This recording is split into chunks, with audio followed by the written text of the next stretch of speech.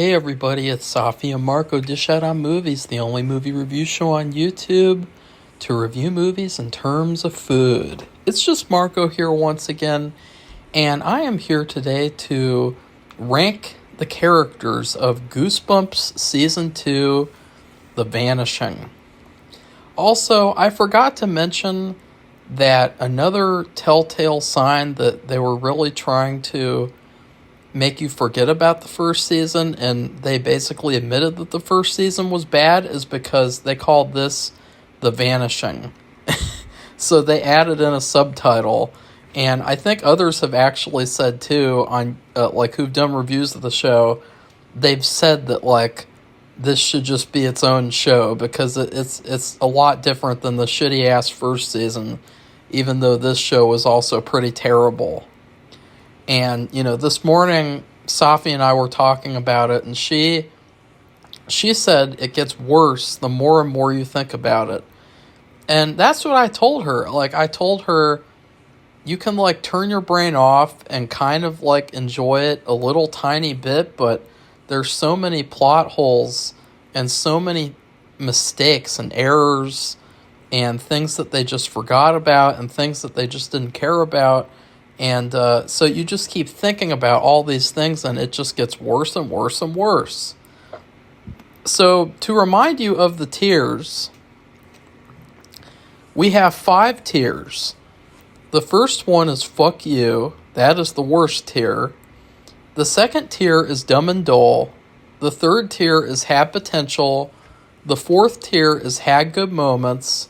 And the fifth tier is gives me goosebumps every time.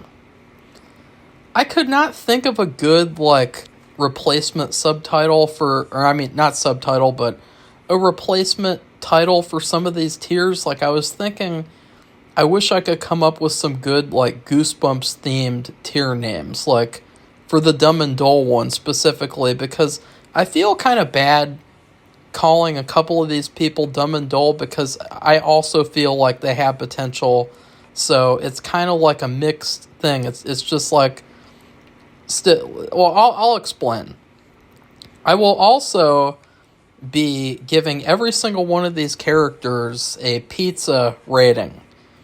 Last year, I gave all the characters a donut rating, and this year I am giving everyone pizza. And that is because when you think about New York, you think about pizza.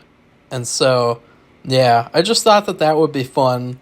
That would be an extra fun thing to do for when I rank characters, because I've never seen that before on YouTube. I think I see there's a lot of YouTubers and they copy the food review thing for movies. They don't make that their only review. They'll just casually mention it and then give their stupid review at the end, which is I give this 5 stars. I give this 10 stars. I'm so sick and tired of hearing I give this 1 star out of 10, 2 stars out of 5, because it's I don't know. I hate it. I feel like food reviews are so much more fun and so much more personalized. So anyways, the Fuck You tier has only one member this year, which I think is a huge, huge upgrade. Last year, if you guys remember, I could even pull it up right now. I will. Yeah. I created this tier list on Tier Maker, and nobody else wanted to rank the characters. So, because the show sucks so bad. So, let's see. How many characters did I put on the Fuck You tier last time? 1, 2, 3, 4, 5. God, that's a lot of characters. That's the most amount of characters that I put on the tier list, as opposed to this year, where the biggest amount of people on the tier list are in the Have Potential tier. And I think that's very telling, because it shows that this season was better, even though it was still terrible. But it also had a lot of potential in it that I thought the first season didn't have because of the poor creative choices that they made. So this person in the Fuck You tier is the fake doctor. I decided to leave off her younger version and then the father, because they're just kind of nothing characters. I mean, we hardly saw them, and I thought I probably am not going to, like, rank the young versus the old characters because that's kind of stupid. It's kind of like anal, like, oh, I preferred the younger version of this character more than the older, or vice versa. It just sounds really weird and kind of stupid and cringe. So, but this fake doctor character, she was basically like a mystery character, and to be honest, a lot of the creative choices that they did in season 2, a lot of them felt like choices that you would see done in a original Goosebumps book, such as having like this morally ambiguous character that, you know, you don't really know if they're a hero or a villain until they finally tell you, oh, actually I'm a hero because blah blah blah blah blah. But this character was worse because she really wasn't that good at acting. She was really boring and dull. Maybe the actress is good, but she wasn't good in this show. And the character was probably one of the stupidest characters on the show because, and it's not really her fault as much as it is the writing, because everything about her and the experiment made no sense at all. Like, she had this spaceship, and her father said, okay, you have to take over now and figure out how to destroy these aliens, and these fucking aliens. I did that on purpose. And you have to do everything. And she's like, okay. And what did she do? She, quote-unquote, contained it for 30 years.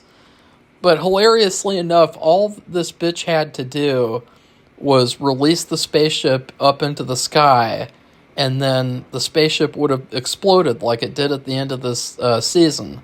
So she waited 30 years to not do anything, and then she tried to bring her dead dad back to life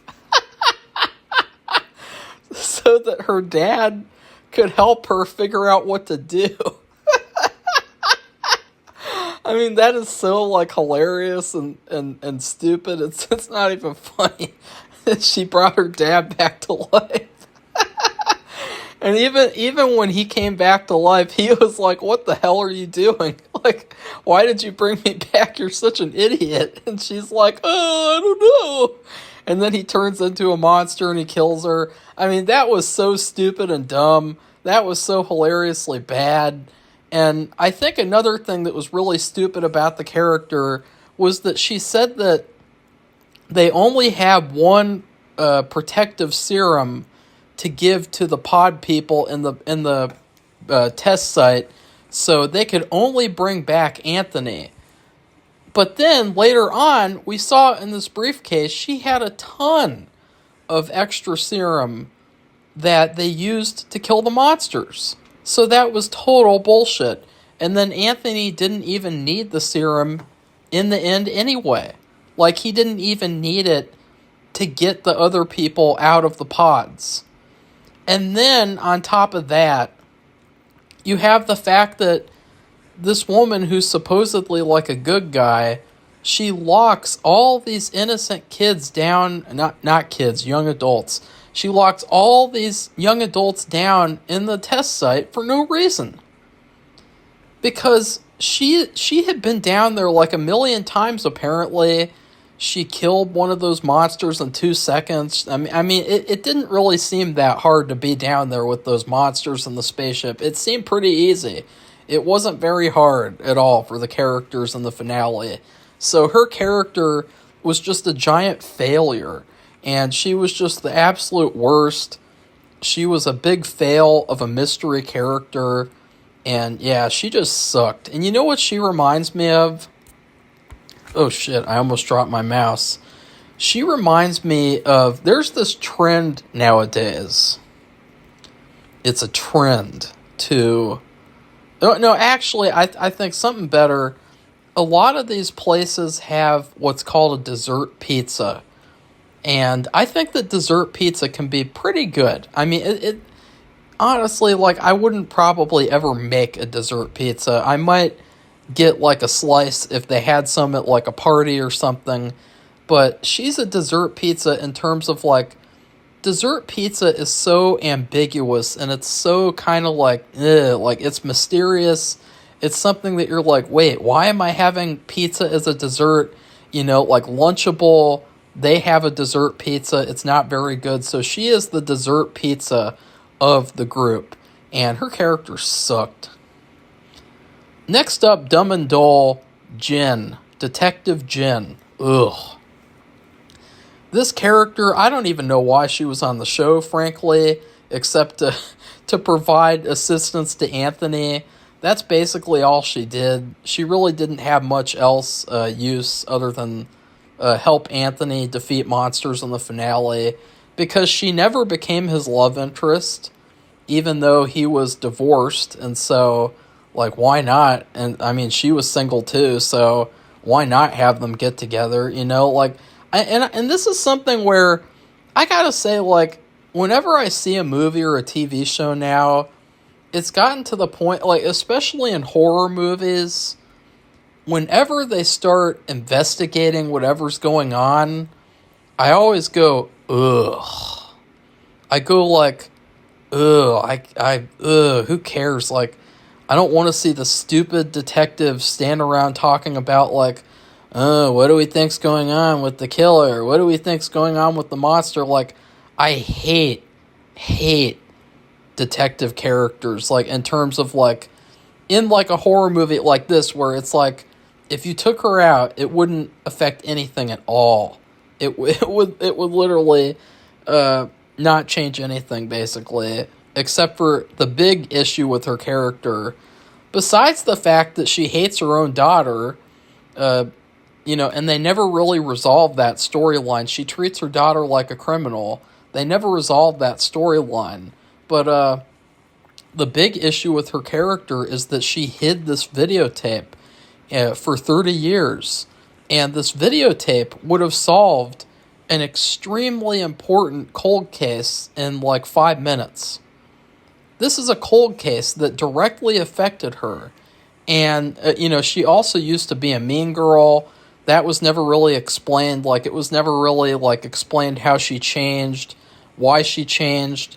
You just kind of have to assume why she changed herself because the writers are too lazy to tell you. And her character just sucked. And the fact that she's a detective and she hid this important smoking gun evidence for all that time is really, really embarrassing. And it makes her look like a terrible detective. And so much so that it's funny because when Anthony becomes a monster person and he calls her a bad cop, a bad detective, it feels like in hindsight that Monster Anthony was right.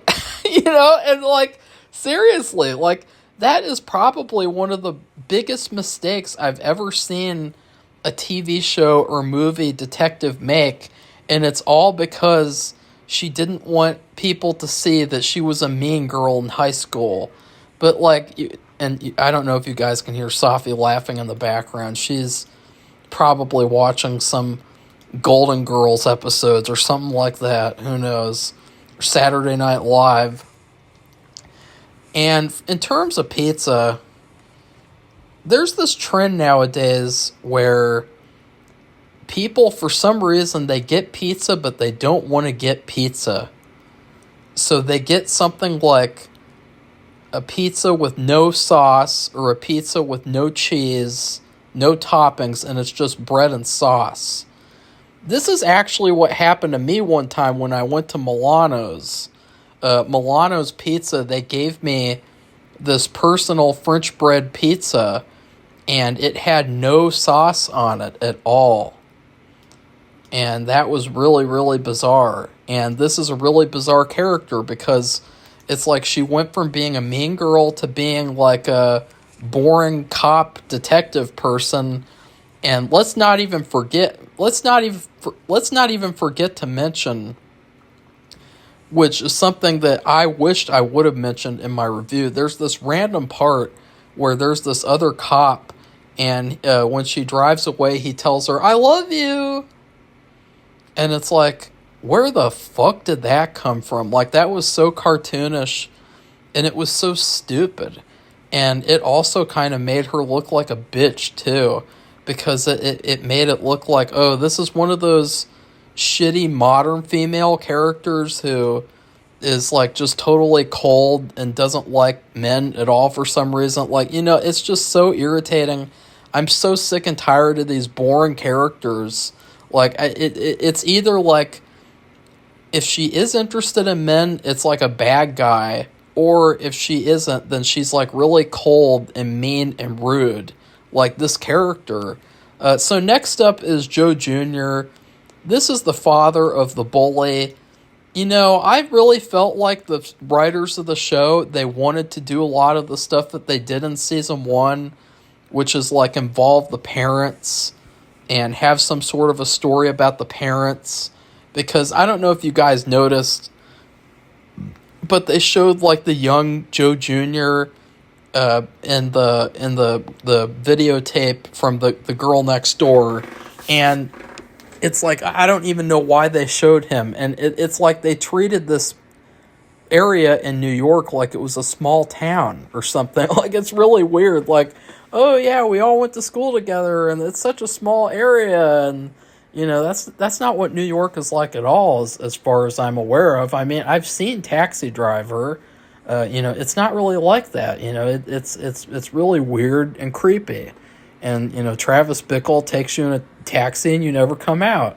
You never come back home. He drops you off and nobody else ever sees you again. But like Joe Jr., he was just like a really dull character. Like they kind of made it early on seem like he was a hothead and maybe he would be like an antagonist or something. But he was just a nothing character. He was just, I mean, he's almost not even worth mentioning. Like, I feel like maybe other characters would have been more interesting to bring up, but he was featured more prominently than other characters. So that's why I had him on here. In terms of pizza, he's like a sausage pizza. It's like, okay, if you want like meat on pizza, you want to get like the meat lovers pizza. You want to get like the one where you can get all the different meats. Or you want to get like ham, then you get the Hawaiian pizza. Or pepperoni, you get pepperoni. But you never really get sausage pizza because it's really boring. I mean, just sausage on a pizza, that's really, really boring. Next up in the dumb and dull tier is Alex. Oh, God. Ooh. Now, I feel bad. This is one of the ones I feel bad about because I think she's a nice actress. I think she seems like a very nice person. But the character, I felt like, was a huge question mark. She started off as like some kind of like a criminal or like a devious, like she's like, the way that they explained it on the show was that because she was lesbian, she was being a criminal to impress other girls, which is really, really weird. And it just, I don't know, it's just kind of like, oh, okay, that's a choice. That's a character choice right there. But like, there's nothing else to her. Like, there's literally nothing else to this character other than she's a lesbian. She's a token lesbian, and she likes to steal and commit criminal acts. And then there's this whole storyline where she was falsely accused of setting this fire, and she never ended up resolving this storyline. So that was kind of an epic failure. It was just kind of a big waste of time. And there was this bully guy that actually started the fire, and she never ended up confronting him, like, personally, like, one-on-one and making him confess. So that was also, like, a giant failure. So, like, I really kind of feel bad for this actress because I'd love to see her in something where she gets, like, a good story and something where she has, like, an actual character. Finally, in the dumb and dull tier, we have her girlfriend counterpart, which is Cece, the main twin. This character, I feel like, was really, really miscast, because the actress who played her would have been the perfect Carly Beth in The Haunted Mask. Perfect. She even looks like her. She even looks like the actress that played Carly Beth in the original show. I feel like even though they did The Haunted Mask and they practically raped it to death, I feel like if they did a season 3, I hope they don't, because they don't deserve it at all. The people who made the show don't ever deserve to work again. The writers, at least, and the showrunners. But they should just put her as Carly Beth, because she is straight up Carly Beth. But instead, we get a lot of agenda lines with her. She makes a joke about, like, oh, you're a straight white male, so you have it tough, like, sarcastically. She did another joke later on where she joked about how sexuality is a spectrum, and, you know, just really, really bizarre agenda lines of dialogue. And her character, it was weird because they pushed her so much, but without anything to back it up. You know, like, there was no meat to her character, and I don't mean that in like an appearance type of way. What the hell was that?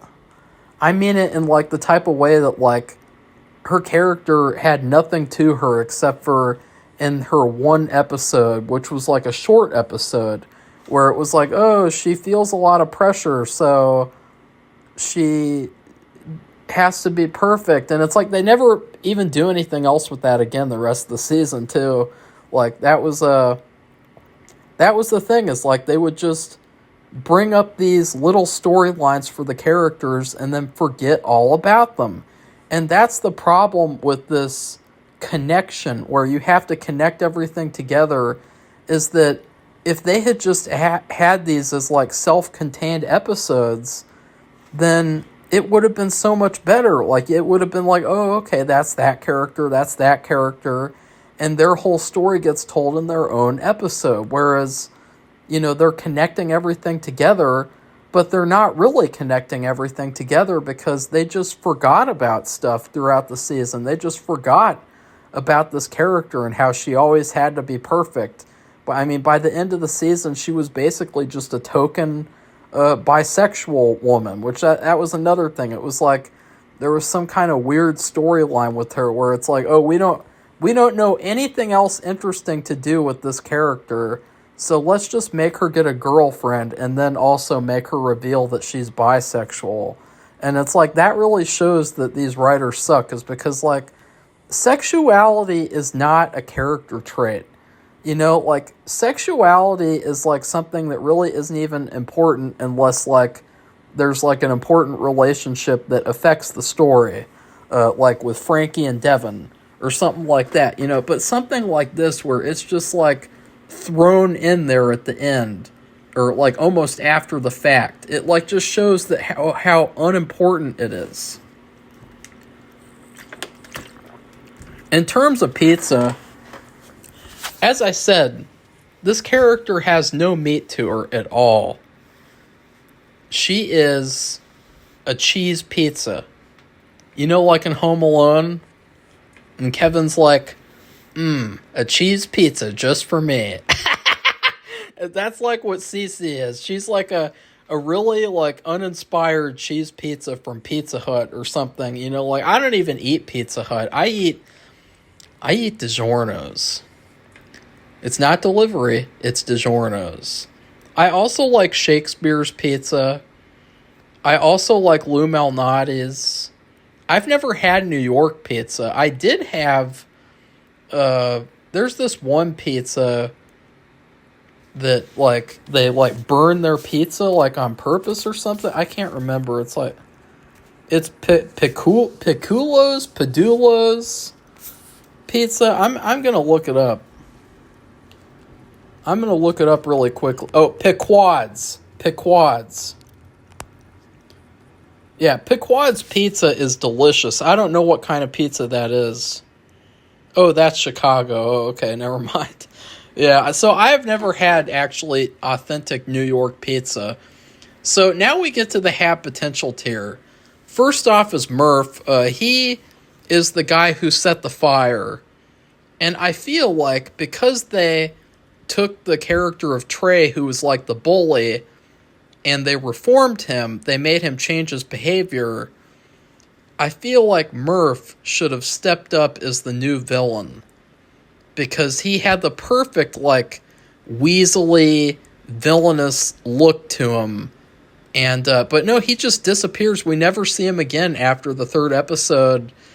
And it was another thing where, like, if you're going to introduce this character in the storyline, why don't you resolve it? You know, it's like that's what good TV shows do. They don't just introduce storylines and characters and then just forget about them because it's like, oh, we don't care anymore.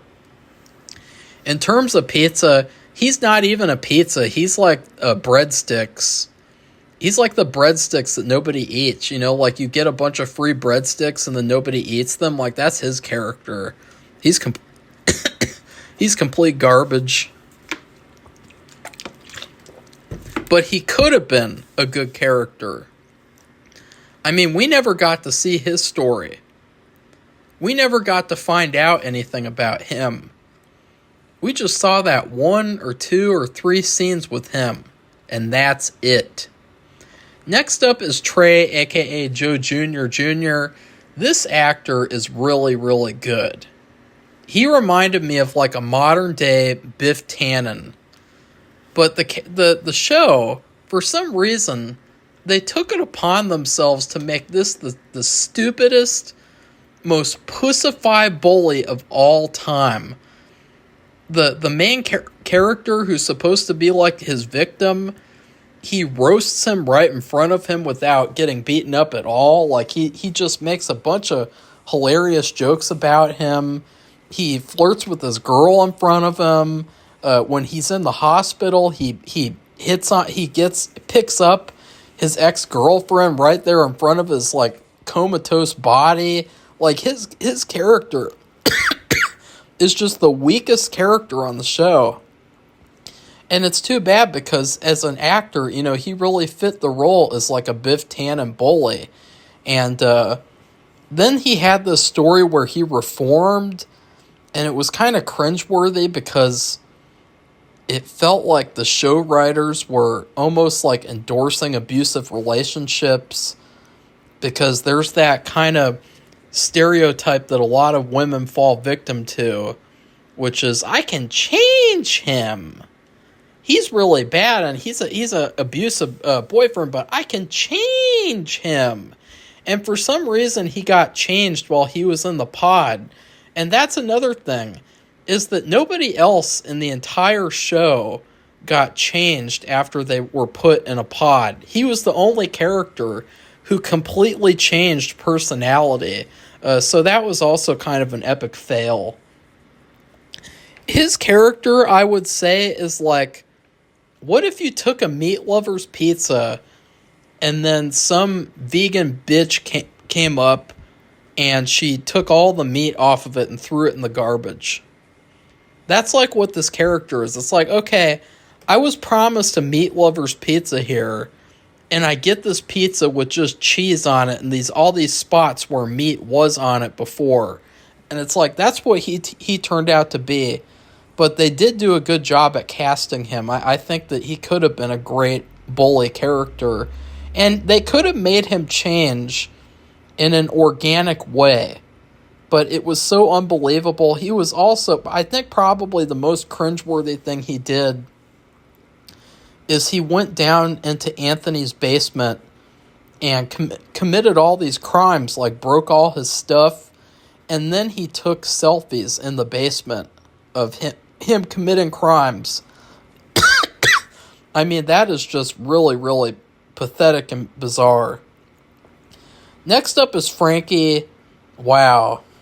She's a perfect love interest. I mean, love interests, they've got to serve in multiple ways.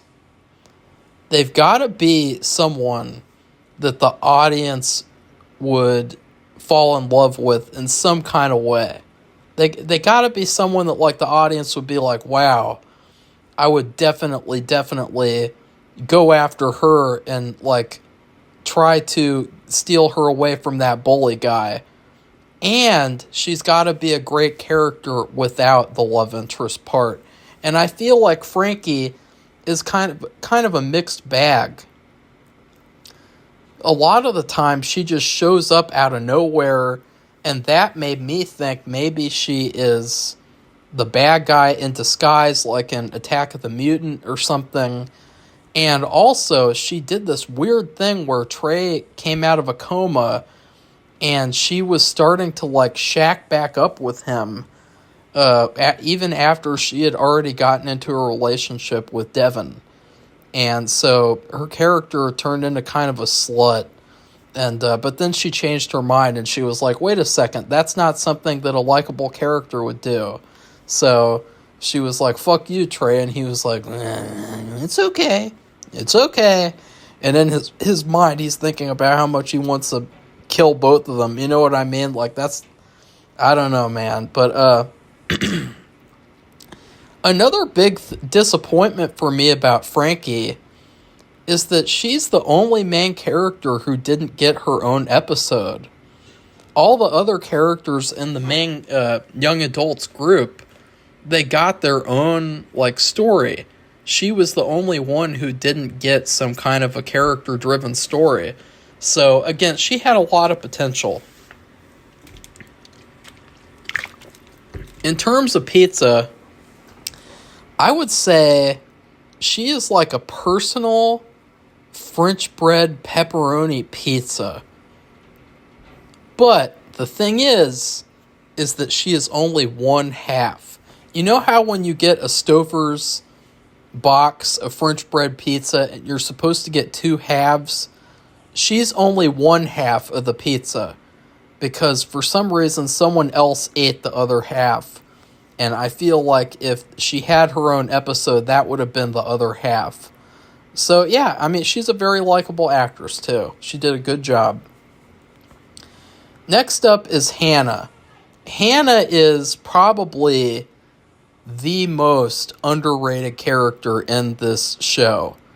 The acting, I felt like out of all the young adult actors, she did the greatest job at acting. She did such a good job at playing like this evil, mysterious character who then turned into like a sympathetic ghost character. Like, see, that's the big problem with this character, is that her character made no sense at all.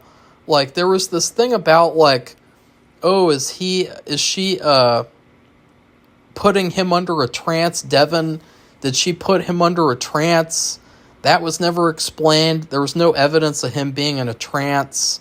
There was some sort of a storyline where she was like a black goo ghost or something. It made no sense at all.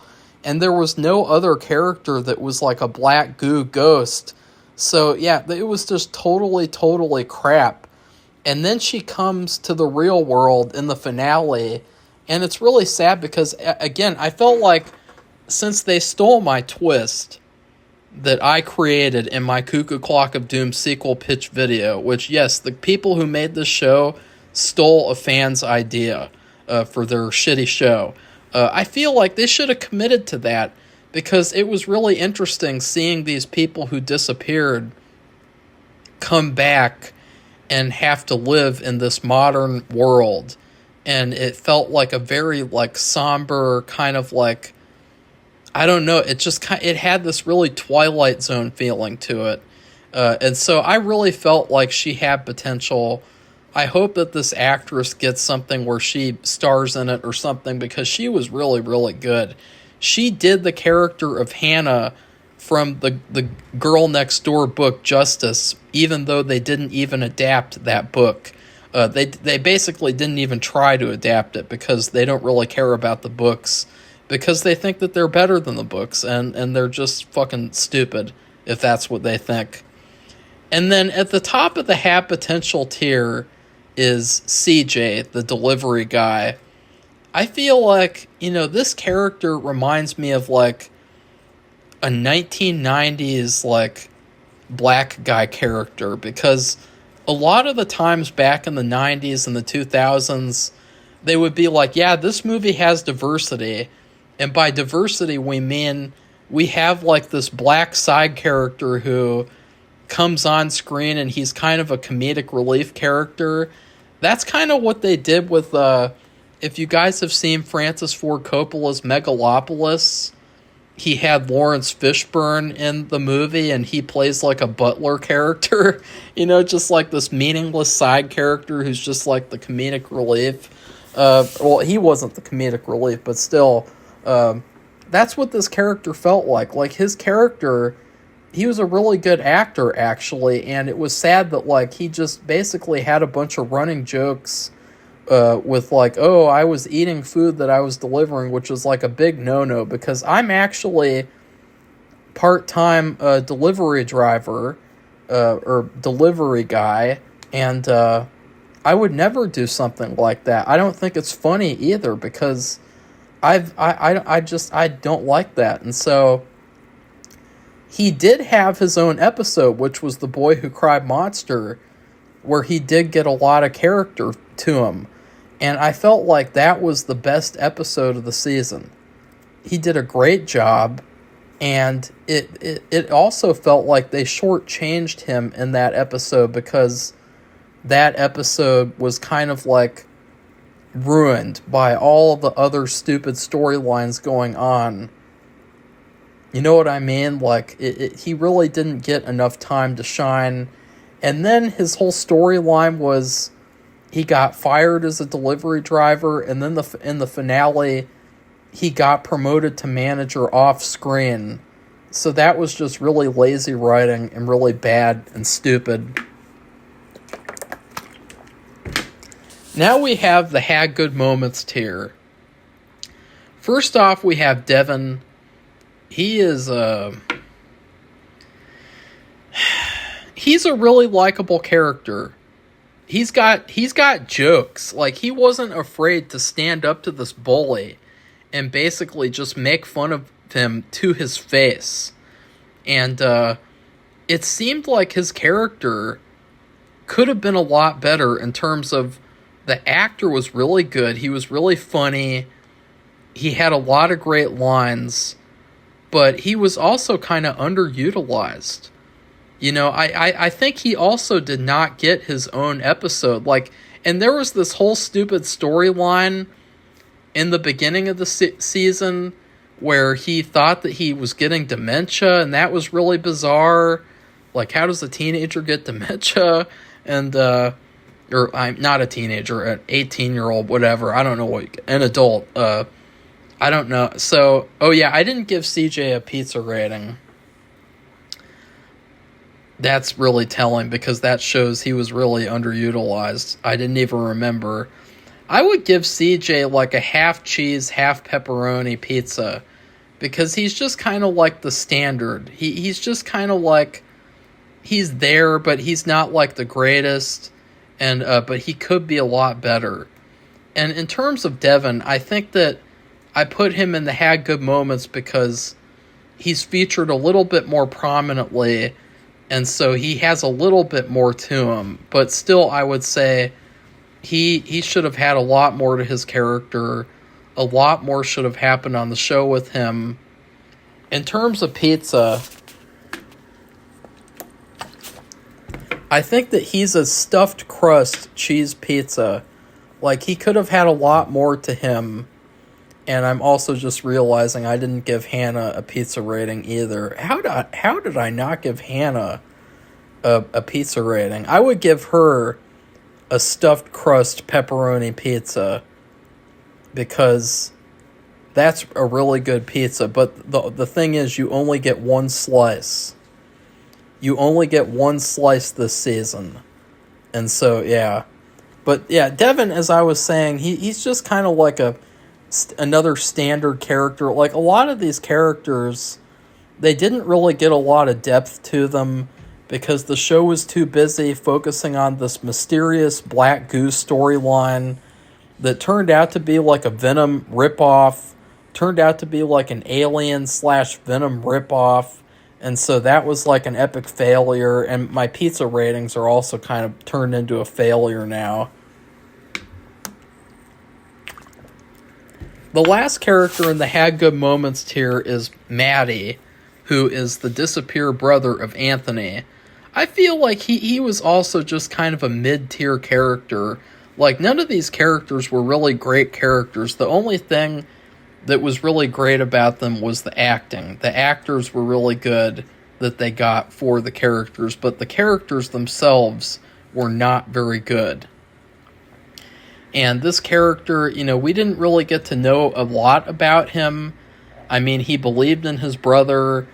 He kind of had like a mediocre future ahead of him. And then at the end of the season, he had this really hilarious part where we see him as a ghost, and he says, "I'll be okay," to his brother. And the way that he says, "I'll be okay," is really hilarious because it's like he's saying it in a sarcastic way. It's like, yeah, I don't get to come back, but I'll be okay. Wink, wink.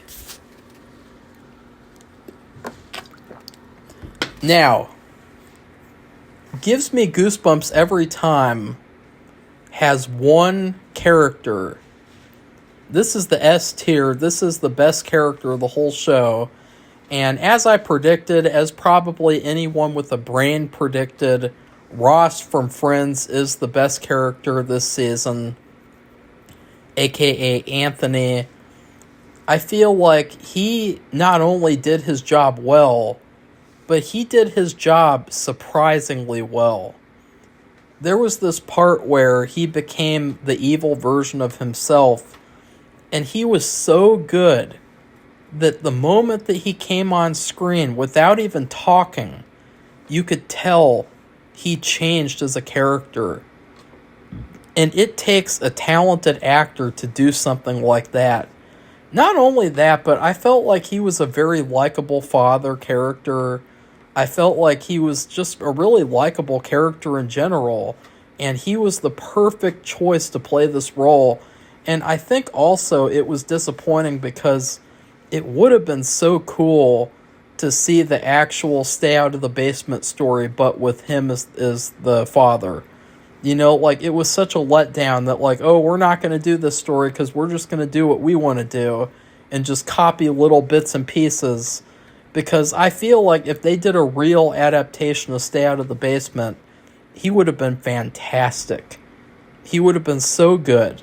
But he was already fantastic, even though he got the role that he got, which is 90% of the season he just played the nice father, the nice guy, the good version of the character. He only played like the evil character for like one episode, and it wasn't even really the full episode because he was like switching personalities or something, which was also kind of bizarre. So anyways, in conclusion, in terms of pizza, I think that he is a homemade pizza. Pizza, it can be either really good or really bad.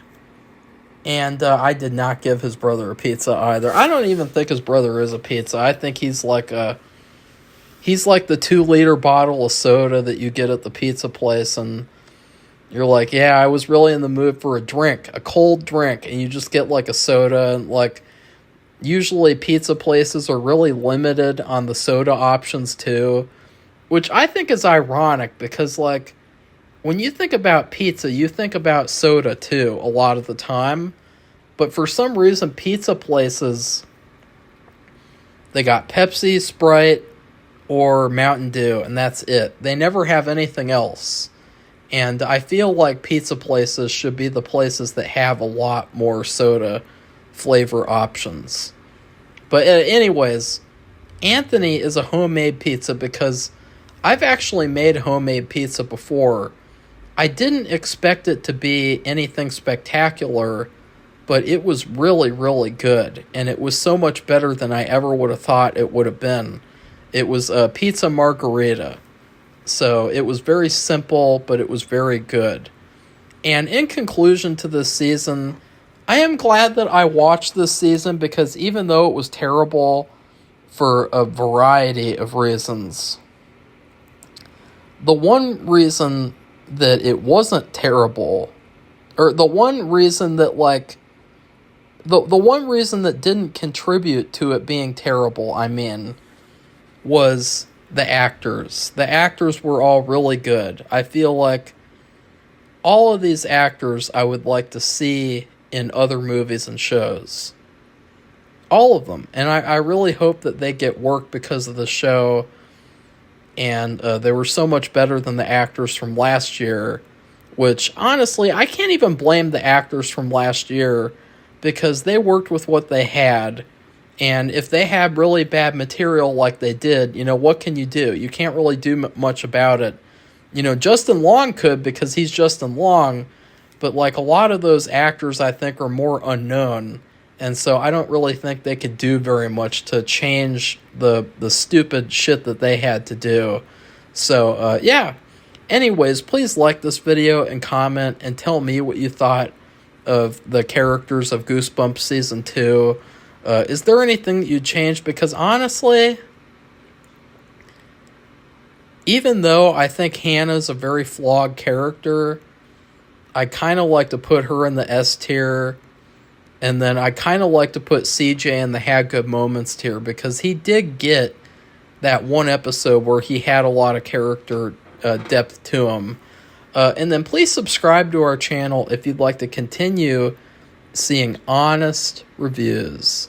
Goodbye, everybody. See you soon.